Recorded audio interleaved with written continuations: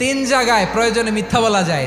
এক নাম্বার, আপনার ওয়াইফকে খুশি করার জন্য, সে একটু এরকম না বলে একটু কৌশল করে বললে খুশি হবে, ওটা বলা যায়। দুই নাম্বার, জীবন মরণের ব্যাপার, জান বাঁচানোর জন্য একটু কৌশল করে ঘুরিয়ে বললেন, এটা জায়েজ। তিন নাম্বার, দুইজন ঝগড়া লাগছে তাদেরকে মিলিয়ে দেওয়ার জন্য কৌশল করে একটু মিথ্যা বলা, ঘুরিয়ে বলা যায়। দুইজনের মধ্যে দেখলেন যে সম্পর্ক খারাপ, একজনরে বললেন, ভাই সে তো ওই দিন আপনার ব্যাপারে অনেক প্রশংসা। কি আমার ব্যাপারে প্রশংসা? কি বললো? এই বললো আপনি নাকি এই করছেন ওই করছেন, অনেক প্রশংসা। লোকটার মন খুশি হয়ে যাবে তার ব্যাপারে, ঠিক কিনা?